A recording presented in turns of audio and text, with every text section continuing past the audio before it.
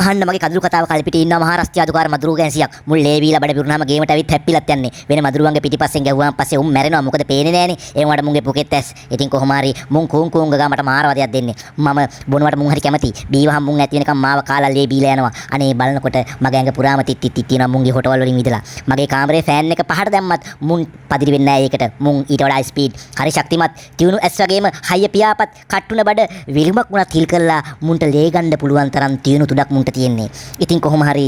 මේ වගේම මුන්ට තියෙන්නේ වෙරි ෂාප් කන් දෙකක් මොකද කියනවනම් මුන් හඳුන් කූරු පත්තු කරන ගිනි පෙට්ටිය ගහන සද්ද ඇහුණාම මුන් කෑ ගහගෙන දුවලා යනවා එළියට ඉතින් මුන් දන්නවා මං දැන් සිගරට් බොන්නේ නැහැ කියලා ඒ වගේම මං ජොයින්ට් ගහන කෙනෙකුත් නෙවෙයි ඉතින් ගිනි පෙට්ටිය ගහන්නේ හඳුන් කූරක් පත්තු කරන්න විතරයි කියලා මුන් දන්නවා මුන් හරි කපටි අද මුන් ටික කාමරේට ආව 5:45 පාට වගේ ඇවිල්ලා මාව කාණ්ඩ ගත්ත වට කරගෙන මම නිකන් වලිගේ නැති මීහරකෙක් වගේ දඟල හිටියා ඒ වගේම අසරණ මුවත්තියක් වගේ මම දැගලුවා ඉතින් කොහොම හරි මම පොඩි මැච් එකක් ගැහුවා මට ඇත්තටම දොරවල් වහන්න මතක් වුණේ පස්සේ මම කරපු වැඩේ පටාස් ගාලා දුවගෙන ගිහලා දොරවල් වහලා හඳුන් කුර පත්තු කරා මුන්ට හිග්ගෑ වුණා ඊට පස්සේ මුන් කලබල වෙලා දොරවල් දිහා බැලුවා බඩු වහලා මේක පට්ටසරයි දුම උන්ට කැස්ස ආවා සමහරුට ඔළුව එකක්ම ඔළුව අල්ලගෙන මටත් කැස්සක් ආවා